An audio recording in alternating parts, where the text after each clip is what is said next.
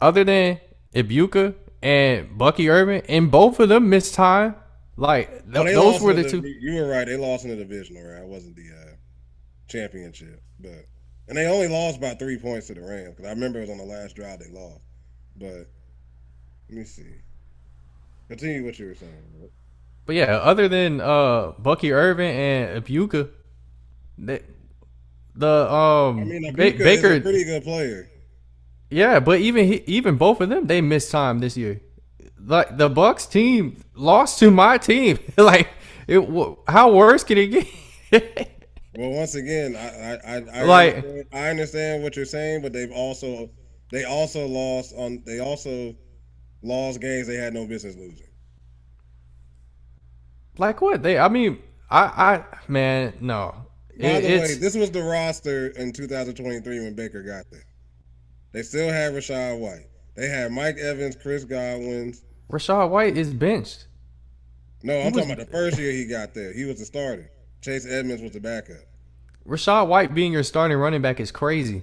It was crazy Rashad then. White in 2023 was actually not that bad. Stop We're it. not going to disrespect Rashad White. Stop it. Post his stats right now. Let's hear it. We're Blitz not talk. Let's doing hear that. it. Blitz talk. Let's hear the stats in 2023 from In Rashad White. 2023, he ran for 990 yards, had 6 touchdowns. It was actually a career year for him. It was his second year in the league. He had a career year, 990 yards, 6 touchdowns. And Probably then ain't he split a caught carry. and then he caught 64 balls for 549 yards, 8 yards a Oh catch. yeah, he was a fantasy monster that Yeah, year. I'm come not gonna on, lie. man. We're not even doing that. We're He's not a doing that. fantasy monster. We're not But doing that. But they still had Mike Evans and Godwin. Godwin was actually healthy that year. They had Kate Otten still at tight end. Now they and did they lose. won a playoff game that year. They made it to the They still divisional had round. Trenton Worth. Yeah, they still got They him. still They still had got him Via now. Bayer. The only people who got hurt were Jansen and Russell Gage. Those are the only two people who are out for the season. Now, I will say Russell Gage is a big one because he was a solid receiver at that time, and Jansen was a pretty good center. But they still had Antonio Whitfield. They still had Jamil Dean and Carlton Davis. They still had Devin White. They still had Levante David. They still had Shaq Barrett. So they still had some remnants of this team. So we're not gonna sit here and say that he just went to a bad situation. And they still had Todd And Bowles they on that team. they won a playoff game that year. They won a playoff game. That's what I'm saying. I'm saying like I might have to put Sandarnold over Baker Mayfield. I might have to. If you want to put Baker over him, I'm not mad at that. But once again, Sam Darnold showed me that even though the defense became what it became, when they needed him to ball out and go do a shootout, he could do that. Because it wasn't he just went along for the ride. That's not what we're doing. It wasn't that. Because if he doesn't do what I'm he not did against the completely Rams, saying that. I'm not completely saying that either. But I know some better quarterbacks that would have done that. In fact, I think the only quarterback who probably could have put done like that. 40. Probably would have put like 40 points up on the Patriots at But that no, point. how many quarterbacks outduel say? How many quarterbacks right now outduel that Matthew Stafford performance? I don't think there's a lot.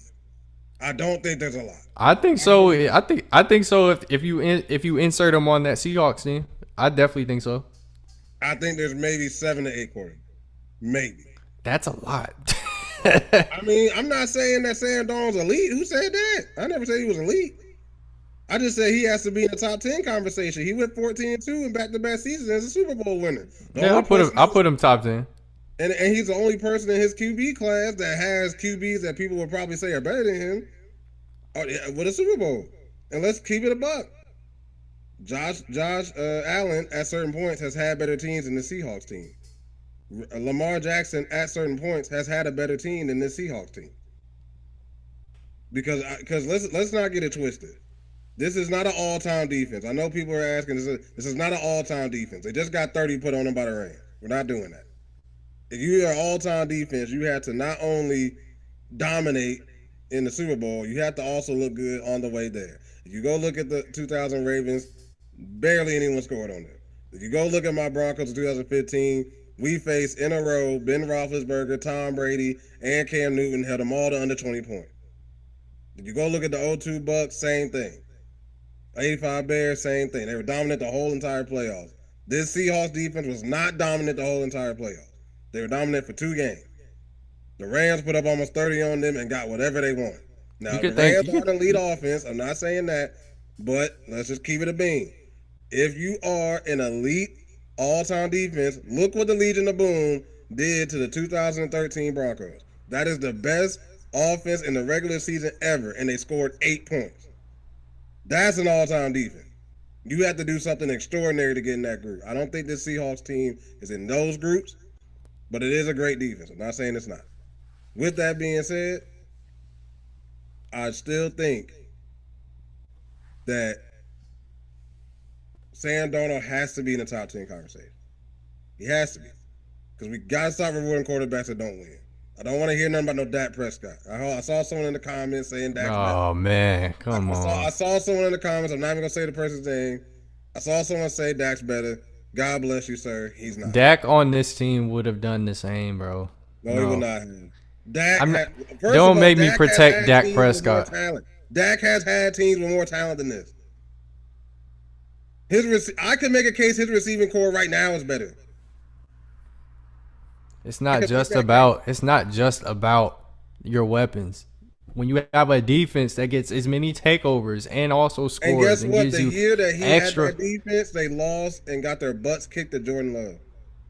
Yes, because he yes. had a top 5 Listen. Let's Michael Parsons was playing out of his mind. First team All Pro. Deron Bland, I think, broke the record for interception returns in the season. Now listen. This is where we gotta put context on this. Here Deron we Bland, and Trayvon Diggs are ball hawking corners. They are not lockdown corners. That Who means cares about that that means when listen. they were a top That 5 means defense? that means high risk, high reward. I understand that, but Nah. were they not a top 5 defense? The answer is yes or no. They were top 5 in takeaways, but No, they were top 5 overall. They had a lot of sacks. They had a really, really good year. That was a top 5 defense. Dak did nothing with it. He couldn't even get out of the first round of playoffs. Like, he lost at home to a 49ers team that I don't even know that was Jimmy Garoppolo. I don't want to say that. It might have been Purdy. But no. Dak is a great fantasy quarterback. He's great for the nerds. But when it comes to winning, I'm sorry, he's missing something. He's had great rosters pretty much since he's gotten the league. He had peak Ezekiel Elliott, all pro level Ezekiel Elliott, who took almost all the pressure off of him. He's had great offensive lines.